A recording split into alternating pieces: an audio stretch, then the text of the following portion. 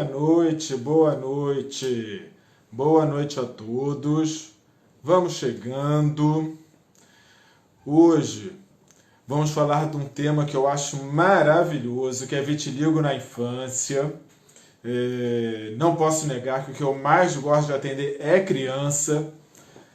Tenho 2 filhos, mas se eu pudesse eu ia ter uns 20. E ainda adotava um orfanato junto. E me divirto muito atendendo criança. Tem muita história engraçada com criança. E eu acho que eles gostam bastante também de ir ao consultório. Acho que eles se sentem bem valorizados, bem tratados ali também.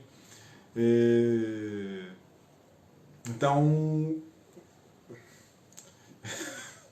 me divirto bastante com as crianças. Hoje eu estava gravando o vídeo que eu botei falando de vitiligo e vitamina D. Estou terminando a gravação, a gata pula em cima de mim e me estraga o vídeo.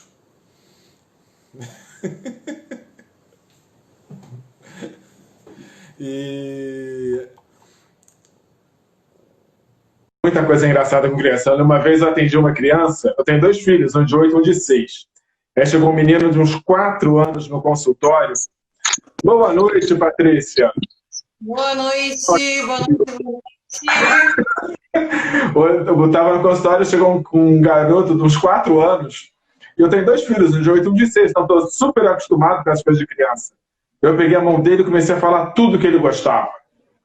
Era de Lucas Neto, dos desenhos que ele gostava, dos joguinhos que ele gostava, tudo que ele gostava. O garoto foi arregalando o olho, me olhando assim, porque eu sabia tudo dele. Nunca tinha visto. Chegou a Patrícia. Hoje estamos falando de criança, que é um assunto palpitante. Eu estava falando para eles hoje que mais cedo eu fui gravar o vídeo hoje de vitamina D e vitiligo. Eu estou acabando de gravar, a gata pula e me estraga o vídeo. Boa noite, pessoal. Boa noite. Sempre um prazer estar aqui. Sempre um prazer compartilhar um pouquinho da nossa experiência com vitiligo. E nós amamos tratar criança. E é uma experiência sempre maravilhosa. Os nossos resultados são incríveis. Com criança, ainda mais incríveis, porque criança tende a responder maravilhosamente bem aos tratamentos. E eu acho que a gente consegue também tranquilizar muitas famílias que chegam até nós, porque o diagnóstico de vitiligo ele impacta de uma forma muito significativa na vida, não da criança, mas especialmente dos pais. Então, esse papel, além de produzir um resultado nas manchas, é produzir um resultado psicológico, é acolher as famílias que chegam até nós muito preocupadas realmente com o diagnóstico, né? Muito impactadas. Exatamente. Geralmente quem sofre com vitiligo não são as crianças, são os pais. E hoje eu acho que a questão do preconceito, a questão do normal vem mudando em relação à minha época, pelo menos, tem 47 anos, e hoje eles lidam muito melhor com isso do que nós, né? Então eu vejo que a grande maioria, mesmo dos adolescentes, conseguem lidar muito bem com o vitiligo. Eles não têm um problema com isso. Mas os pais sofrem. Sofrem sempre. Eu acho que o impacto maior até do vitiligo é muito por desconhecer os aspectos relacionados, né, ao vitiligo. Então, no momento em que as informações vão chegando e que você vai entendendo um pouquinho sobre o vitiligo, acaba que acalma o coração, né? Acho que a informação é essencial para acalmar o coração de pais de crianças com vitiligo. Exatamente. Vamos falar um pouquinho da epidemiologia do vitiligo. Né?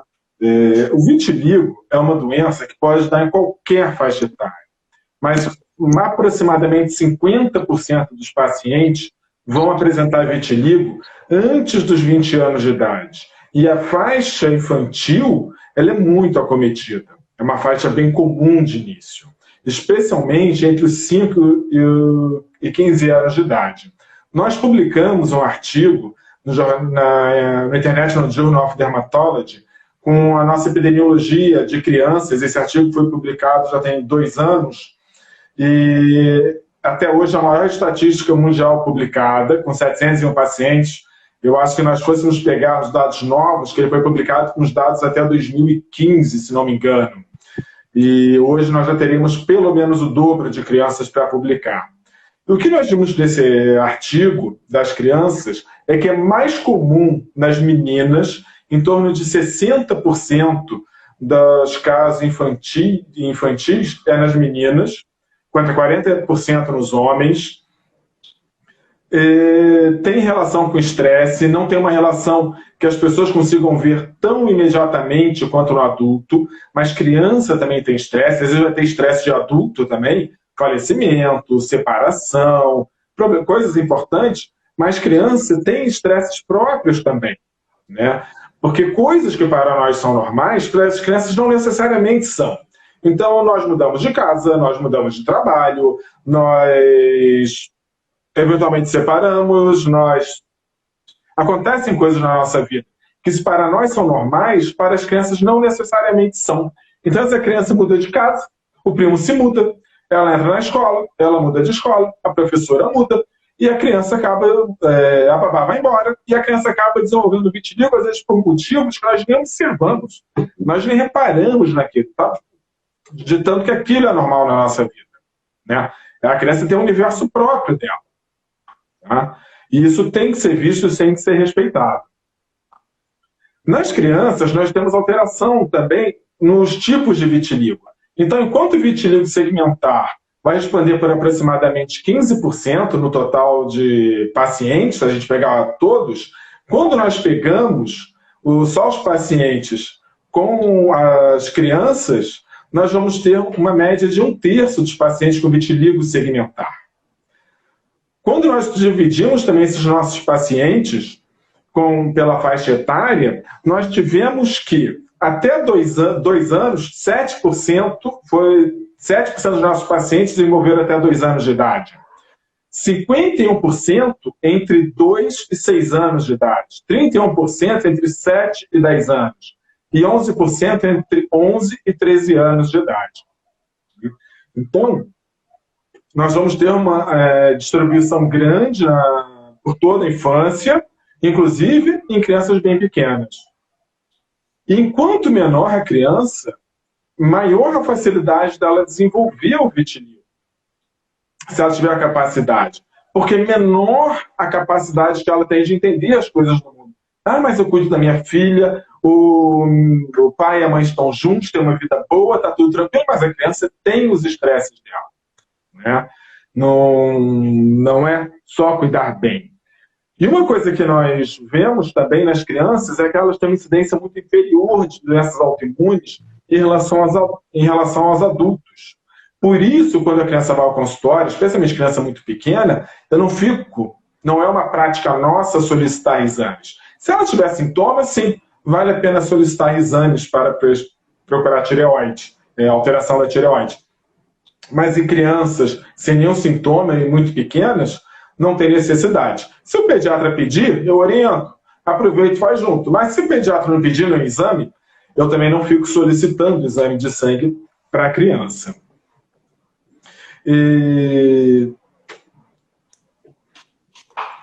Vamos falar também agora um pouco do diagnóstico do vitiligo. E agora pode seguir, doutora Patrícia. Então, o diagnóstico de vitiligo, como nós estávamos falando, é sempre muito impactante, as pessoas realmente sofrem muito por isso, e aí tentam buscar o que for, né, para encontrar uma solução realmente para resolver. Mas, inicialmente, assim, o que é importante é em relação ao diagnóstico. O diagnóstico de vitiligo é clínico, não há necessidade de nenhum exame para comprovar. Então, é pelo exame, pelo aspecto das manchas, pela localização, é isso que vai nos determinar o diagnóstico. Em pessoas de pele muito clara, algumas vezes é necessário usar uma lâmpada, que é a luz de Wood, que é uma luz negra, que vai realçar, vai destacar as manchas. Então, em geral, pessoas de pele mais escuras, o diagnóstico é muito visível, é muito nítido, mas em pessoas de pele clara, pode ser necessário o uso dessa luz, que vai destacar muito. Então, vou mostrar para vocês como fica o aspecto. Quando as manchas de vitiligo são iluminadas com essa luz negra, elas realçam muito, elas brilham, como nós podemos ver aqui nessa foto.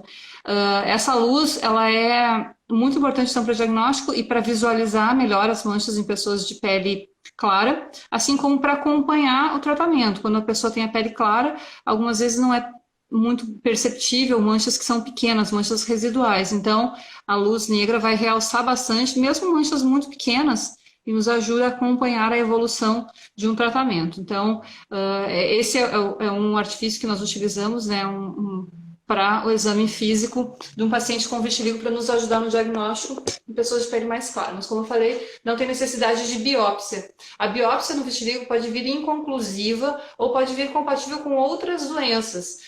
Os aspectos, né, encontrados na pele não são muito característicos.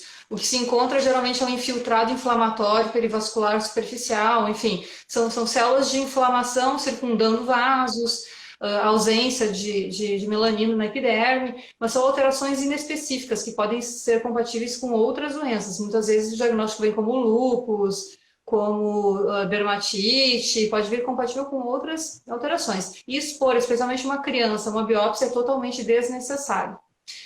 No diagnóstico, nós temos que diferenciar o vitiligo de outras doenças. Então, é preciso diferenciar, por exemplo, de pitiríase alba. Pitiríase alba é uma alteração da pigmentação que ocorre comumente em pessoas mais alérgicas, pessoas com dermatite atópica, né, ou atopia de um modo geral respiratória. São áreas um pouco mais esbranquiçadas que podem ocorrer em qualquer área do corpo, são muito comuns, inclusive na área da face, e são parecidas, as manchas são muito parecidas com o vitiligo, e a luz de Wood pode nos ajudar na diferenciação desses casos. Outra despigmentação, né, que pode ser confundida com o vitiligo é uma acromia pós-trauma, né, uma hipocromia ou acromia pós-trauma, que são manchas brancas em local onde houve um machucado. Então, no local do machucado fica branco, e isso é normal. Isso ocorre porque no trauma há uma destruição das células de pigmento. E com essa destruição das células de pigmento, pode ficar uma mancha branca que pode demorar muito tempo, inclusive, para fechar. Então, é muito comum criança persistir com essas manchas pós-trauma por um período muito longo. Então, é um outro diagnóstico diferencial que nós temos que fazer com o vitiligo. Além de hipocromia pós-inflamatória. Então, sempre que nós temos uma infecção, uma inflamação, enfim, na pele, pode ficar uma área mais hipocrômica. Por quê? Porque a inflamação interferiu com as células de pigmento, elas alteraram a produção da cor da pele e pode ficar um aspecto bem branco e muito parecido até com o próprio vitiligo. Então, a hipocromia pós-inflamatória é outro diagnóstico diferencial. Também temos que diferenciar de pitiríase versicolor, que são manchas ocasionadas por fungo na pele. É um fungo muito superficial, pode ocorrer no rosto, principalmente na área mais superior do tronco. Já não é muito comum em criança muito pequena, já mais próximo da adolescência, que costuma ser mais frequente. Mas são os diagnósticos diferenciais que nós temos que fazer no vitiligo. Então, são alterações da pele que também podem levar ao surgimento de manchas claras. Outra alteração que também deve ser diferenciada, que é muito comum, é o névoa acrômico, que é uma mancha de nascimento mesmo da pele e que geralmente pode não ser vista logo ao nascimento, ela pode ser vista um pouco mais posterior, pode ser depois de alguns meses do nascimento, quando a criança começa a ser exposta ao sol. Então, nesses casos, a mancha se torna mais visível. É muito comum acontecer, então é preciso diferenciar. Né? Então, o vitiligo geralmente ele pode iniciar, é muito comum na infância, pode inclusive estar presente ao nascimento, que não é tão comum, mas o névoa acrômico ele vai estar presente ao nascimento, nem sempre muito perceptível. Então, o diagnóstico, além do diagnóstico que nós sempre buscamos nas consultas, é estabelecer o tipo de vitiligo, né? Então, os diferentes tipos que o Paulo estava falando sobre a epidemiologia, né? Que é diferenciada um pouco do adulto. Então, a gente tenta diferenciar sempre, né, que é o mais prevalente, que é o vitiligo não segmentar. O vitiligo não segmentar, ele vai ter um aspecto mais bilateral, simétrico, pode acometer qualquer área. Esse é um vitiligo, então, com um padrão autoimune, né? E é o tipo mais comum, tanto no adulto quanto na criança. E o outro tipo também bastante comum na infância, que é mais comum, inclusive, do que é mais frequente até iniciar na infância, é o vitiligo segmentar, que é um vitiligo muito característico, que é um vitiligo unilateral, em faixa, muito localizado, não tende a se espalhar muito, não tende a se espalhar para as outras áreas, na verdade, não se espalhar muito, mas ele fica localizado somente de um lado do corpo. Esse é o vitiligo segmentar, também muito comum na infância. Então, nós procuramos diferenciar sempre o tipo de vitiligo para saber qual é a evolução, o que a gente espera ao longo da vida desse vitiligo, qual vai ser a evolução, qual vai ser a possibilidade de melhora das manchas com o tratamento clínico. Então, basicamente, o diagnóstico é isso, é diagnóstico clínico, diferenciar o tipo de vitiligo para ter uma ideia de como vai evoluir a partir daí, com o tratamento. Então, voltando aqui, um vitiligo que eu descrevi, que eu observei, foi o vitiligo universal da infância. Porque isso nunca foi dividido por mais ninguém. E por que eu fiz essa divisão? Eu comecei a observar que crianças existem um vitiligo universal, você trata, você não consegue nenhuma melhora, muito pouca, e quando chega na adolescência, alguns desses pacientes começam a recuperar espontaneamente. E aí, quando você começa a tratar, ele vai melhorando junto. Tá? E no vitiligo universal, que seria gênero assim, do adulto, por mais que você trate, é difícil você recuperar a cor. Então, uma vez que você usou os tratamentos para despigmentar, que você usou o monobenzil éter de hidroquinona, a 20%, para despigmentar, teoricamente ele mata aquelas células, os melanócitos, para sempre. E você depois, se a pessoa começar a melhorar, você não consegue recuperar aquelas áreas. Então, a criança não faz despigmentação. A criança ela só vai fazer despigmentação chegar na idade adulta desse jeito e não responder a tratamento. E outra coisa que acontece nas crianças também, que é bem interessante, como elas não têm essa capacidade de lidar com o estresse, apesar de elas melhorarem muito mais fácil do que adulto, elas entram em surto mais vezes que o adulto, geralmente. Então ela melhora, daqui a pouco ela volta, ela melhora, vai geralmente melhorando muito bem, mas você acaba vendo que o ciclo, você não vê aquela coisa mais estanque do adulto, entrou em ciclo, depois de tempo passou, ficou parado, aí depois teve um estresse, voltou, porque a criança ela não consegue entender as situações do cotidiano. Mas à medida que ela vai crescendo, ela começa a diminuir esse número de surtos. Tá? Não é que isso vai acontecer com todas as crianças, não. Mas é uma coisa que você vê mais na criança do que no adulto também. E o que acontece em relação à questão psicológica da criança é que a criança, geralmente, ela não nota que tem vitiligo, especialmente criança pequena. A criança começa a notar o vitiligo por volta de 8, 9 anos de idade, que é quando os amigos da escola começam a notar. E é aí que ela nota. Só que a criança ela tem um problema. Tem os adultos em volta. Se não são as crianças que fazem besteira, os adultos fazem besteira. Então, às vezes a criança nunca notou que tem, aí vem um adulto na rua, que às vezes nunca viu. Até a criança entrar numa piscina, vem um adulto e grita que aquela criança não podia estar na piscina com aquelas manchas que aquilo pega. O adulto vai para a criança no meio da rua, junto dos pais, junto de algum acompanhante, e faz uma... O que é isso que seu filho tem? Assim, e a criança que nunca notou, passa a notar. O problema da criança não são as crianças, o problema da criança são os adultos. E outra coisa que eu já vi acontecer é que às vezes os pais, os avós, tios, como são de gerações mais antigas, o vitiligo é uma doença muito mais chocante para essas gerações. Então eles fazem comentários perto da criança que não deveriam ser feitos. A criança vai ver o vitiligo como os pais veem, como os avós veem, como os tios veem. Então imagina que a criança não está nem aí e a avó vira e fala: por que meu neto tem essas manchas horríveis? E aí, como que a criança vai ver essas manchas a partir de agora? Né? O impacto é muito grande. Então, tem que ter cuidado com o que os adultos falam. A criança, Às vezes ela vai precisar conversar, quem tem que dar a orelha? Papai e mamãe. Tem que estar lá para dar a orelha, para escutar. Às vezes vai passar momentos difíceis, como vocês, como os adultos já passaram, as crianças também passam, né? No momento que eles começam a entender mais, de alguém olhar, questionar, coisas que eles vão passar eventualmente no dia a dia, né? E lembra de uma coisa: seus filhos são crianças normais. Ou vocês acham que não?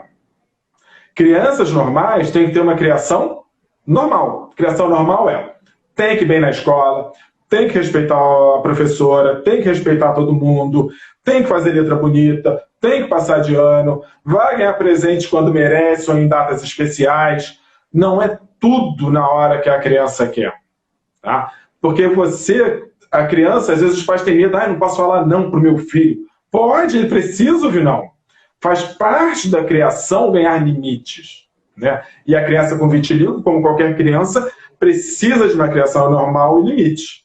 Se você não fizer isso, você vai criar, a criança vai ter uma infância maravilhosa, mas não se preocupa, quando ela já é 18, 19, 20 anos, vai estar nas drogas, vai estar perdida para uma vida produtiva. Então, lembra que seu filho é normal, merece uma criação normal.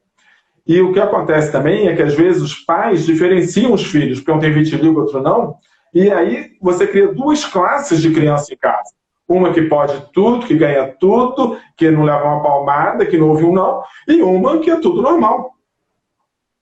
E você cria duas classes de crianças com criações diferentes e com futuros diferentes. Não preciso dizer quem vai ter o melhor futuro. Não vai ser o que tem vitiligo. Tá? Outra coisa, seu filho vai ter uma vida normal. Ou você acha que seu filho não vai casar, não vai ter filhos, não vai fazer faculdade, não vai ter emprego, não vai abrir o próprio negócio? Vocês acham que isso não vai acontecer? Lógico que vai acontecer, lógico que vai ter uma vida normal, uma vida produtiva. Então não precisa ninguém ficar preocupado com o futuro daquela criança, porque ele vai dar certo. O que vai fazer o futuro dar certo não é o vitiligo, não é o vitiligo. É a criação que ela recebe, é a educação que ela tem em casa. É isso que vai garantir o futuro do seu filho. Tá? Eventualmente, nós vamos ver que as crianças também vão precisar de acompanhamento especializado. Vão precisar de psicólogo, de psiquiatra. E isso vai acontecer por várias situações, né? Especialmente a criança, às vezes ela tem os problemas dela, de doenças psicológicas, psiquiátricas, que podem acontecer qualquer pessoa, mas pelas questões também da casa. E então, os pais são separados, a criança às vezes tem dificuldade, ou, sei lá, o pai é falecido. Então, às vezes vai ter situações em que é importante aquela criança ter um acompanhamento adequado. Não dá para negligenciar nesse aspecto também, né? E os pais, coitados, tem vários trabalhos hoje que mostram que quem sofre são os pais. Que os pais têm um grau de sofrimento pelo filho com vitiligo e que isso não é levado em conta. Então, é tão importante cuidar da criança quanto cuidar dos pais, quanto atender os pais, quanto estar disponível para os pais, né? Minha mãe já foi minha secretária e, tipo, não tinha vaga no consultório. Eu ia sair 10 da noite, sábado. E a mamãe ligava, chorando e tal, falando com minha mãe, filha, eu tive coragem de falar, não, você vai atender. E lá íamos nós atender. E é isso, você tem que estar do lado dos pais, né? Quem é médico tem que estar do lado dos pais em qualquer momento, qualquer que seja o problema do filho, porque os pais sofrem muito com isso. Então, nós não podemos abrir mão desse cuidado com os pais. E nisso, graças a Deus, eu acho que a gente tem feito um bom trabalho. E o tratamento das crianças vai ter algumas peculiaridades também. E agora eu passo a bola para você, Patrícia. O vitiligo na criança tem algumas particularidades, né, assim como o tratamento. Na criança, nós utilizamos um tratamento muito semelhante ao de adulto. O que muda é muitas vezes a potência dos medicamentos, o número de aplicações por dia, o número de meses em que nós mantemos um mesmo tratamento. Então, tem algumas particularidades que nós utilizamos para crianças. Então, a primeira questão, até surgiu uma pergunta aqui, é a avaliação das manchas. Para iniciar um tratamento, nós sempre temos que avaliar o vitiligo para entender como ele está evoluindo. Então, se o vitiligo está piorando, existem tratamentos que podem ser utilizados para estabilizar. Então, existe, por exemplo, uma medicação oral, que eventualmente nós usamos, dependendo da extensão do vitiligo, dependendo de como ele está evoluindo, mas é uma medicação que pode ser usada para estabilizar. Então, o primeiro ponto é estabilizar o vitiligo. E os medicamentos tópicos nós sempre vamos utilizar, né? Mas para definir a melhor conduta, e se alguma conduta, né, será mantida, é avaliar o aspecto das manchas. Então, teve uma pergunta sobre a dificuldade de melhora do vitiligo nos pés, né? Os pés não têm muito pelo, e nós sabemos que o pelo é essencial para nos ajudar na pigmentação. Então, áreas com pelos terão uma facilidade maior de resposta. A resposta é sempre melhor nas áreas em que há pelos. Então, pés, mãos, são áreas que nós somos mais agressivos, inclusive, com o tratamento, pois essas áreas têm uma dificuldade maior de resposta. Então, pode ser que, eventualmente, haja uma melhora nessas áreas, dependendo da extensão, pode ser que restem algumas manchas que não vão ter uma resposta significativa com o tratamento clínico. Então, em alguns casos, pode ser usada a cirurgia como forma de tratamento. Claro que em criança isso vai ser muito avaliado, né? Mas tem respostas, às vezes, em áreas que tem... a resposta não é tão boa em algumas áreas. Então, o que a gente usa muito para criança, fototerapia, sempre, tá? Então, nós sempre utilizamos a fototerapia para tratar crianças. Ela pode ser usada em cabines, pode ser feita com laser, né? Então, a criança fica dentro de uma cabine de luz e fica por alguns minutos, segundos, e é um tratamento que a gente não indica muito. Nós acreditamos que o tratamento deve ser factível. Nós acreditamos que deve ser alguma coisa simples de ser aplicada no dia a dia. Nós acreditamos que um tratamento não vai ser mantido se ele tiver um grau de dificuldade muito grande. Então, levar uma criança 3 vezes para uma fototerapia em cabine é meio complicado. Então, é um tratamento que a gente geralmente não recomenda muito. Nós usamos muito laser, não usamos muito laser, porque nós achamos que é um tratamento caro, também tem essa questão toda de deslocamento para uma clínica, e não é mais eficaz por ser laser. Então, o laser nós não indicamos muito.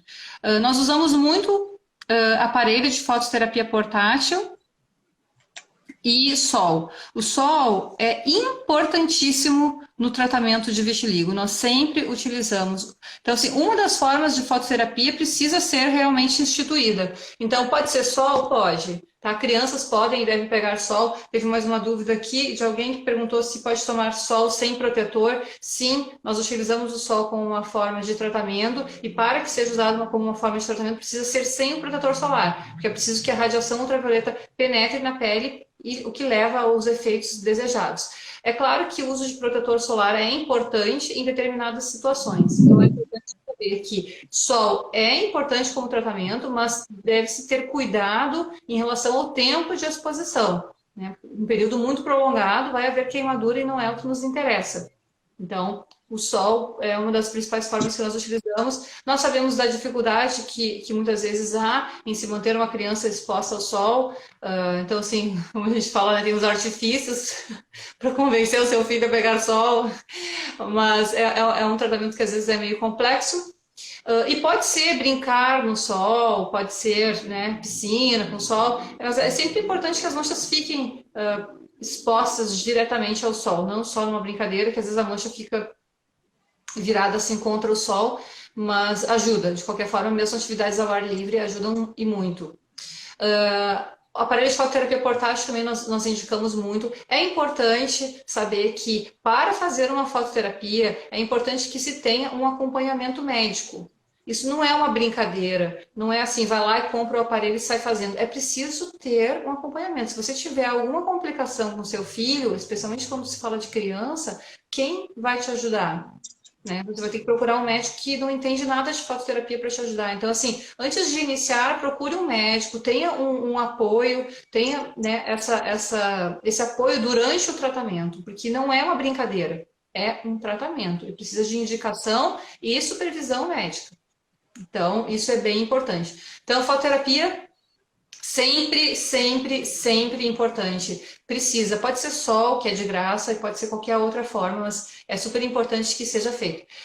Os horários de exposição que nós indicamos são os horários de sol mais forte, que é quando nós temos mais radiação ultravioleta B. Então, não precisa ser muito tempo, mas num horário de sol forte. Então, essa é a nossa indicação. E ajuda muito. Então, mesmo tratamentos muito simples, e para criança, o tratamento geralmente é muito simples, os resultados são fantásticos. A resposta em criança é algo surpreendente. Então, mesmo quando nós utilizamos um creme muito simples, de R$ 25, e o sol, nós podemos ter resultados incríveis, desde que as orientações sejam seguidas. Então, por exemplo, em 4 meses é possível atingir resultados fantásticos, com tratamentos muito simples. Esse caso aqui foi utilizando medicação tópica, cremes, e o sol em 4 meses. Então, fantástico, um resultado fantástico, um tratamento simples, mas bem orientado. Então, sobre, né, o atendimento, sobre o acompanhamento, não precisa ser feita consultas muito frequentes. Às vezes a gente faz consulta a cada 4, 6 meses, às vezes a cada ano.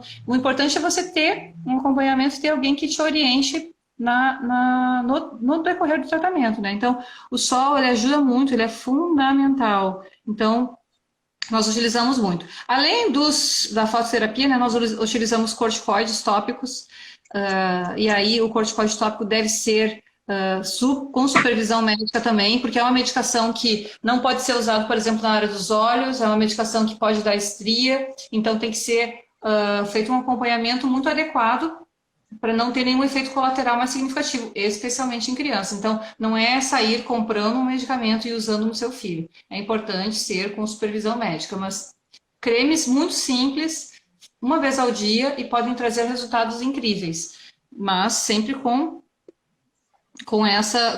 esse cuidado, né, pelo tempo de tratamento que a gente vai fazer. Então, aqui novamente, ó, usando os corticoides tópicos que a gente usa muito, usando sol em 4 meses. Lembrando que a resposta sempre vai depender da área. Então, nesse caso, eram manchas que não estavam tão brancas, eram manchas que tinham muitos pelos pretos. Então, isso favorece muito a resposta. Então, o local vai determinar realmente a resposta que nós vamos ter. Então, mesmo quando muito extenso, nesse caso, a paciente tinha um vitiligo realmente bem extenso e a resposta foi incrível em 4 meses. E aí, nesse caso, nós utilizamos um tratamento combinado, que é o que mais nós utilizamos. Então, a fototerapia ajuda? Sim, mas não só a fototerapia. Nós utilizamos a fototerapia, um creme, às vezes injeção, às vezes sol, aparelhos portáteis. Então, nós fazemos uma combinação de tratamento e é isso que faz com que os resultados sejam tão incríveis. Então, em 4 meses, esse resultado também em 4 meses, eram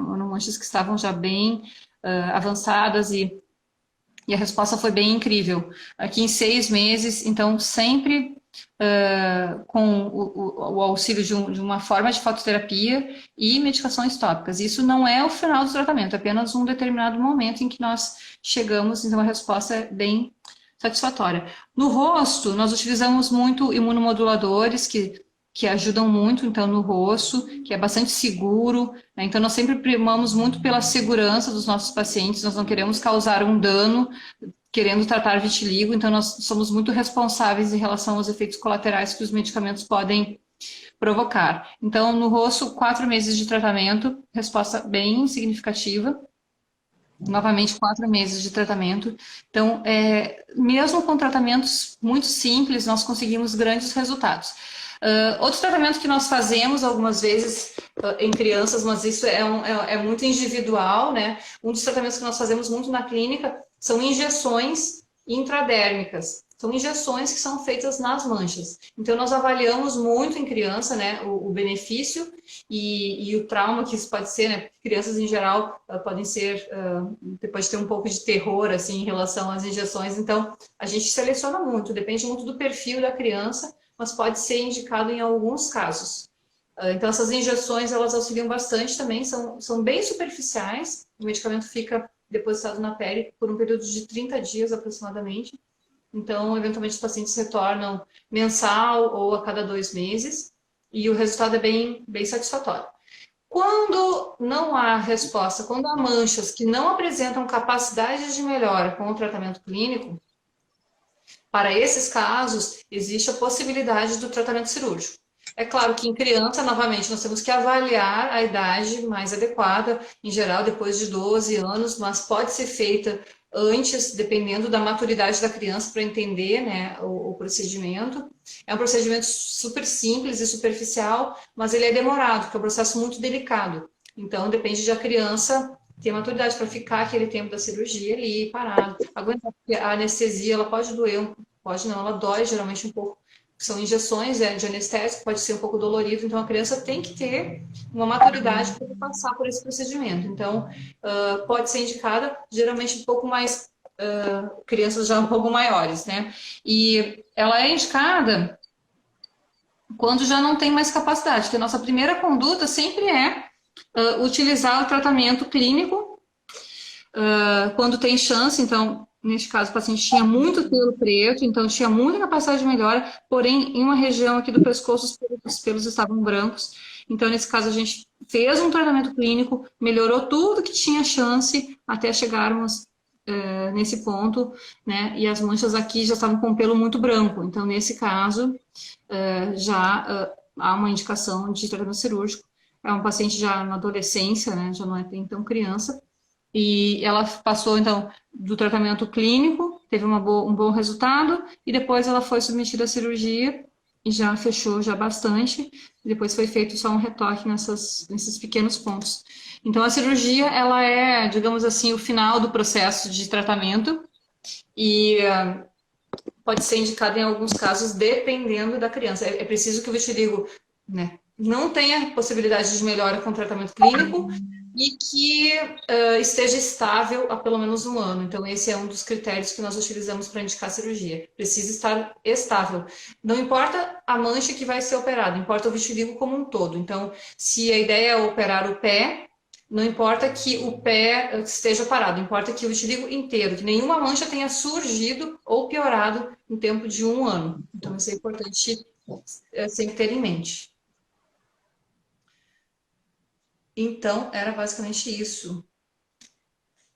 E voltando aqui um pouquinho na aula da Patrícia, não sei se vocês repararam a foto do menino na praia, de cabelão.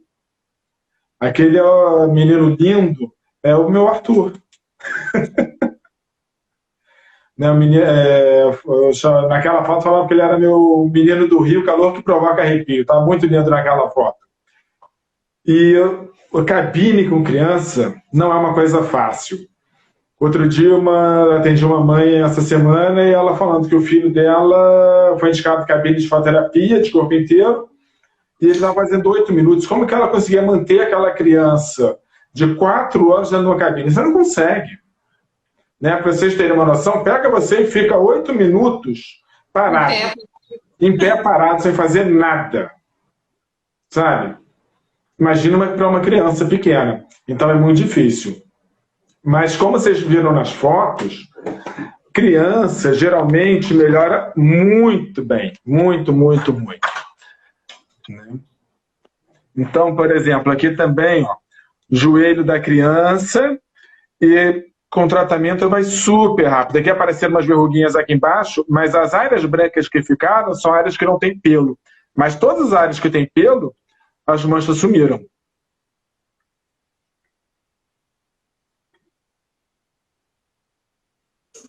Ué? Área com pelo geralmente é uma área que tende a responder maravilhosamente bem. É uma área que a resposta é sempre bem significativa. Uma outra questão que foi levantada aqui foi por que surge o vitiligo? Né? Então, por quê? Por que surge o vitiligo? O vitiligo, para desenvolver vitiligo, é preciso ter uma predisposição genética. Então, há genes que você porta, né, e que vão favorecer o desenvolvimento do vitiligo. O principal fator para desencadear ou para as fases de piora é o estresse. né? Então, isso que o Paulo estava falando, que estresse em criança existe sim, e é diferente de adulto. Então, às vezes é uma preocupação, uma mudança, né? Separação de pais, alguma briga, enfim, algum acidente, nascimento de irmão, muito comum também. Então, existe estresse na vida de criança e eles são assim, o desencadeante é geralmente um fator de estresse. Às vezes a gente não consegue identificar na criança, né, o estresse, mas geralmente existe um fator, mas então é genético, mesmo que ninguém na família tenha, então nem sempre há essa história familiar, mas o fato é que existe uma predisposição genética. Teve uma outra pergunta também que foi sobre tireoide e vitiligo, né? Então, doenças de tireoide são as doenças mais comumente associadas ao vitiligo.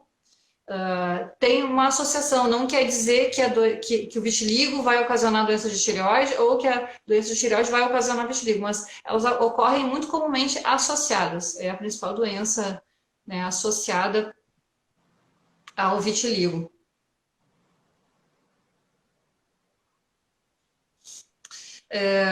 Também, outra pergunta sobre os tipos de vitiligo, né?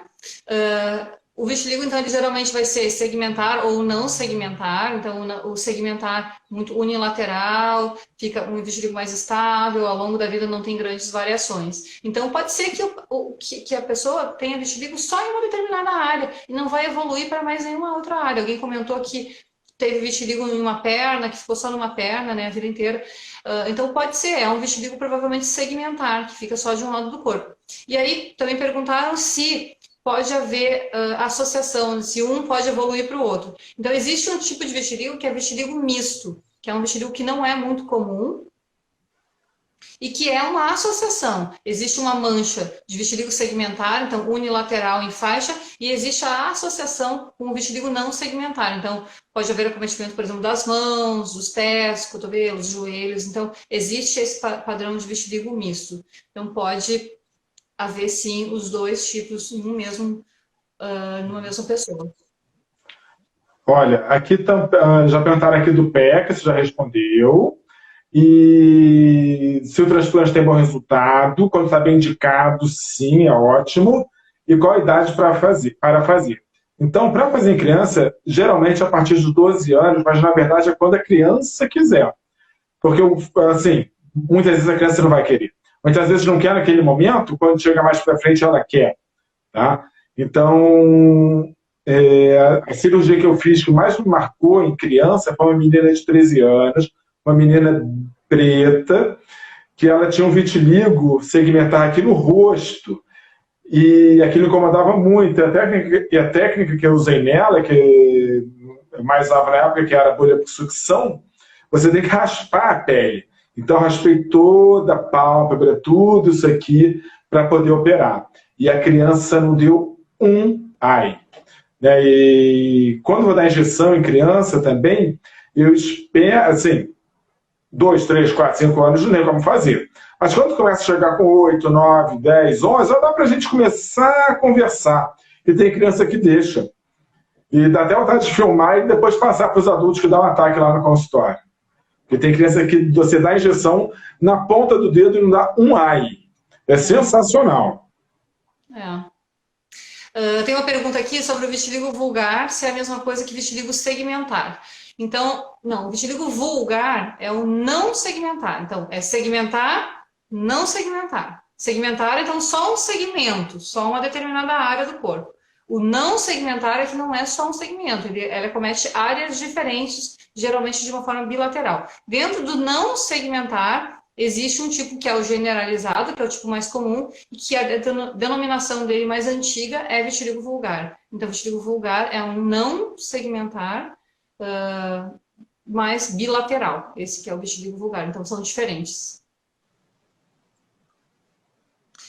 Tem uma pergunta sobre como falar sobre o vitiligo, né? Então, é uma questão assim, muito é uma coisa muito comum de acontecer. Os pais às vezes ficam com certo receio de abordar a questão de vitiligo com os filhos, e às vezes eles nos pedem até para que o filho não participe da consulta, ou que não se fale no nome vitiligo na presença da criança, e nós não concordamos muito com essa conduta, né? Nós acreditamos que a criança tem que estar envolvida, ela tem que saber qual é o diagnóstico dela. Não é um diagnóstico assim horrível, que a criança nem pode saber que ela tem isso.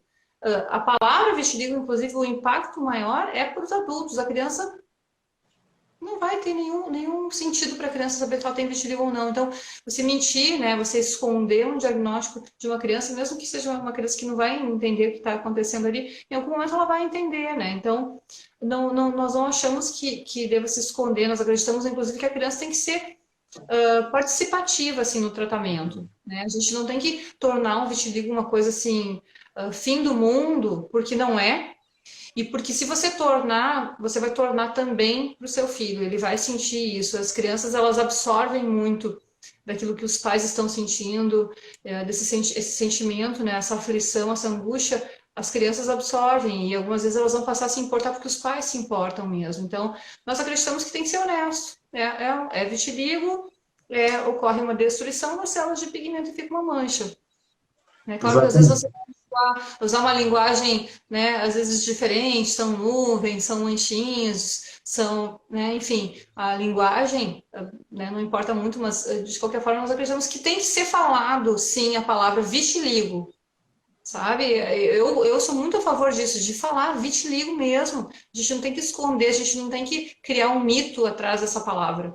Então, assim, é uma ideia que eu tenho, realmente acho que a criança tem que participar e tem que entender o que ela tem. E mesmo para as outras crianças, é claro que é meio chato, às vezes os pais não gostam muito, me perguntaram se é queimadura, perguntaram o que é isso. Realmente é chato, né? As pessoas são curiosas e às vezes não é nenhuma curiosidade assim do mal, às vezes é para querer saber, querer tentar ajudar, enfim, nem sempre é por um motivo ruim, né? Mas, enfim, nós acreditamos que tem que ser uma conversa aberta e franca. É importante a criança participar.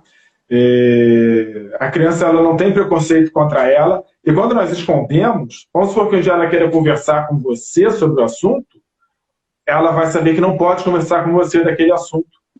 Porque você não sabe do assunto, ela não sabe do assunto e ninguém conversa do assunto. Então ela vai se importar a quem? Se não for você. Tem que ser você. Você é pai, você é mãe, você tem que estar lá para ouvir, para falar e para apoiar.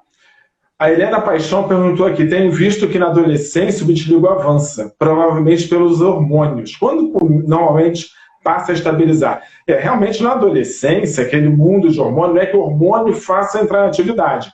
O que faz é o estresse. É que na adolescência a criança passa por muita modificação, né? É uma fase muito difícil. Por mais que você tenha uma família toda estruturada, todo carinho, tudo, você está numa transformação muito rápida, muito intensa. Então, a criança, às vezes, vai ficar mais estressada. Tem tamanho de adulto, mas o cérebro está longe de estar todo formado já, né? Tudo definido. Então, às vezes, pelo estresse, sim. E a vovó Coruja está perguntando, quem tem vitiligo pode ter câncer de pele? Pode, mas é bem mais incomum do que quem não tem vitiligo. E dentro da área das manchas, é quase que impossível ter câncer de pele. Por isso que nós falamos que pode ir para a praia, sim, pode ir para a piscina, sim, não tem problema. Mas aquela coisa, se você não proteger a sua pele, você pode não ter câncer, mas você vai envelhecer também. Então você tem que ter cuidados. E cuidado também para não ter queimadura à toa, porque a mancha ela queima muito fácil. Exatamente. Tem uma pergunta aqui sobre retorno de Brasília. Então, só abrindo um parênteses aí do vitiligo da infância. Sim, nós estamos retornando às nossas atividades, estamos reabrindo aos poucos nas nossas unidades, então a gente quer fazer isso com muita segurança para a nossa equipe e também para todos os nossos pacientes. Então, a gente quer fazer isso de uma forma muito responsável, seguindo todos os parâmetros, né, definidos de segurança. Então, nós já estamos reabrindo. Brasília já tem data de atendimento agora no início de junho, 8 a 10 de junho terá atendimento. Belo Horizonte já com previsão de abertura também em junho. Florianópolis já estamos atendendo também. Rio de Janeiro já na próxima semana também. Se você quiser agendar, pode entrar em contato conosco, atendimento presencial já. A partir da próxima semana já estará ocorrendo, sempre com segurança de todos vocês. São Paulo ainda a situação não está definida, né, em virtude da situação, mas esperamos que muito em breve. Acho que em 3 semanas volta a funcionar por lá. Acho que muito em breve a gente começa de volta.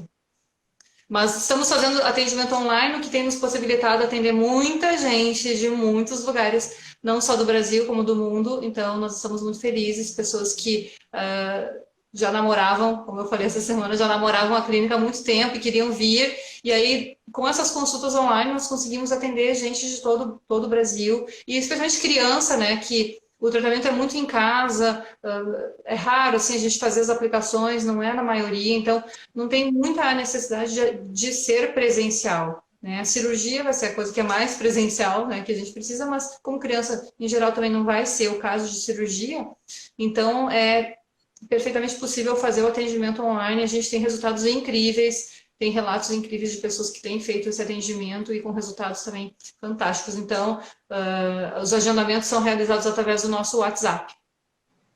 Ó, a Daniela Meneghini perguntou se Pityriase alba pode deixar cabelos brancos. Não, Pityriase alba não vai mexer nos cabelos. A Cida Vasconcelos deu um oi aqui, e a Cida tem uma história engraçada com ela, que ela tem 2 filhos, e eu operei a axila dela. E aí um dos meninos, ele era pequeno, falou, mas mãe, a axila é muito íntimo. Foi super ciumento da mãe mostrar a axila para o médico.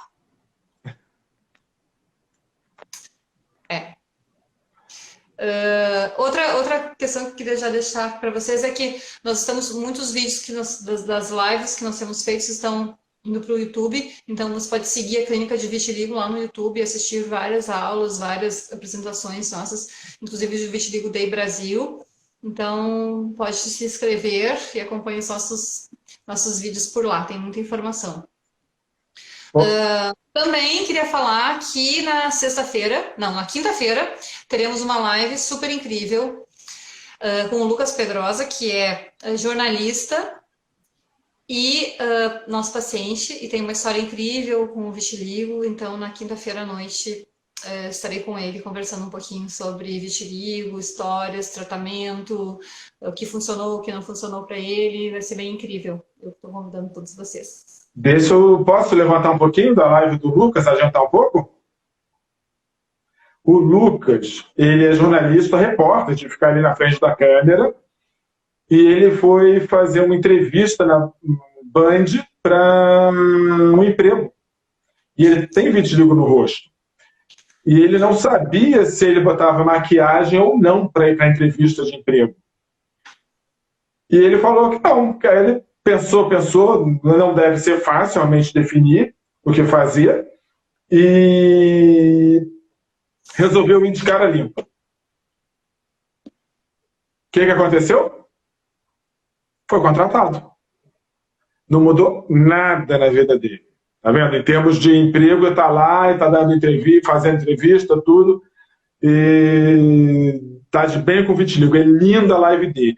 Na sexta, nós vamos fazer uma live também com uma pessoa que eu quero acho que conversar, já tem pelo menos 12 anos. Eu assisti uma palestra dele, José Luiz Tejon, no Jô Soares 11h30. Isso tem 12 anos já, mais ou menos. E foi uma das palestras mais incríveis que eu já vi alguém dar na vida. Ele é extremamente inteligente. É um homem que aos 4 anos de idade sofreu uma queimadura bem grave, ficou com o rosto muito marcado, morou anos no hospital e tem uma história de superação, de vida, de virar empresário, de dirigir grandes empresas. É imperdível a palestra do José Luiz Tejon. Ano passado nós tentamos trazê-lo para o Vitiligo Day Brasil, mas ele já estava com uma palestra agendada em outra cidade e nós não conseguimos. Mas, assim, é imperdível. Tá? O João está fazendo uma pergunta aqui muito importante, falando que o filho dele está usando clobetasol, já tem 6 meses, 2 vezes ao dia. Você pode usar corticoide por tanto tempo. Nós não recomendamos esse uso tão prolongado, é importante reavaliar isso. Né? 6 meses, 2 vezes ao dia é bastante tempo, então é bom dar uma reavaliada nisso. Tá? Outra questão aqui que foi levantada sobre os remédios orais, pode fazer algum problema na puberdade. Então, remédio oral, existem alguns medicamentos orais que são utilizados, né? Um deles é o Oxoralem, Tersoralem, Oitumop, que é os medicamentos que são realizados com PUVA, né? Que é uma forma de fototerapia, mas que precisa de um auxílio de um medicamento. Então, nós nunca recomendamos esses medicamentos fotossensibilizantes, né? Devido ao potencial dano ocular, dano no fígado. Então, em geral, nós não utilizamos PUVA, nós não fazemos esses medicamentos. Existem outros medicamentos também que podem ser usados para controlar o vitiligo. Um deles é o Methotrexate, que é um imunossupressor, e existem os corticoides orais. O corticoide oral ele pode ter alguns efeitos, né, colaterais, inclusive assim, em crianças, inclusive na puberdade. Nós sempre fazemos uma dose muito baixa, poucas vezes na semana, o que nos possibilita usar com segurança. Então é um esquema que a gente chama de mini pulso, que é uma dose mínima, no mínimo de tempo na semana, para fazer um resultado significativo e pelo mínimo de tempo. Então, nós realizamos com bastante segurança, dessa forma, nesse protocolo que nós utilizamos. Então, é uma boa medicação. Em alguns casos, não é sempre, é difícil a gente usar, mas pode ser usado sim. Outra coisa importante, que muita gente vem perguntando, várias questões relacionadas à consulta, tempo, valor, não sei o que lá. Eu queria falar do meu lado, de como nós vemos a consulta. Então, a pessoa, quando vem até nós, primeiro, geralmente já tem o diagnóstico, a pessoa já está sofrendo, já está chateada, já está com problema, ela pesquisou, ela nos encontrou, ela vai ter que dirigir, alguns vão pegar avião para nos ver. Então, Então, eu acho que quando nós entramos em consulta, a consulta tem que ser a melhor possível. Então, assim, seria uma covardia não dar a melhor consulta possível para a pessoa. Depois de tanto esforço, a gente tem que estar lá da melhor maneira possível. Isso é uma obrigação nossa, tá? De estar ali sempre, sempre, sempre. Realmente é uma consulta diferenciada, né? Então, realmente a gente não quer fazer em 15 minutos e cobrar menos. A gente prefere fazer uma consulta em que a gente possa dar atenção e ouvir o paciente entender, né, a situação. Então, realmente a nossa consulta é diferenciada, isso sem sombra de dúvida. E não precisa ser muito frequente, né? Então, pode ser mais espaçada mesmo. Estão perguntando aqui a Kodama se o tratamento de vitamina D do Dr. Cícero Coimbra funciona no vitiligo. É o o protocolo Coimbra. Não funciona. Para o vitiligo ele não funciona. Não sei para que doenças funciona. Parece que para a esclerose múltipla fase inicial funciona, mas para vitiligo não funciona. Vitamina D em altas doses pode causar danos ao rim, danos aos ossos. Então isso não é uma brincadeira. A primeira lei da medicina é não causar dano, tá? Então, eu desaconselho a fazer vitamina D. Hoje, não tem nenhum trabalho. Outra coisa importante, que as pessoas tomam vitamina a rodo. D, E, C, A, tudo que é vitamina, as pessoas estão tomando zinco e magnésio. Esqueçam isso. Isso é uma máquina de dar dinheiro para a indústria farmacêutica. É uma máquina da indústria para quem produz kits de laboratório para fazer os exames para medir e não serve para praticamente nada. Tá? Você está gastando seu dinheiro e já tem trabalhos mostrando que esse excesso de vitaminas e sais minerais e tudo diminui o tempo de vida. Não brinquem com isso. Em vez de comprar vitamina D, compre um bom vinho e vão curtir uma boa night. Chame a esposa, a namorada, o marido, e vão se divertir, que é bem melhor do que tomar doses de vitamina D e de um monte de coisa sem função. Bom, tá chegando ao final da nossa live, né? Nós estamos sempre muito disponíveis para responder as perguntas de vocês. Podem nos enviar dúvidas pelo direct. Será sempre um prazer ajudá-los a esclarecer as dúvidas. Gente, muito prazer. São os nossos últimos 20 segundos. Muito obrigado. E só para falar mais uma aqui. Meu sobrinho está utilizando melagelina há quase um ano sem resultado bom. Melagelina não serve para nada, só para levar dinheiro para Cuba. Tá? Gente, muito prazer.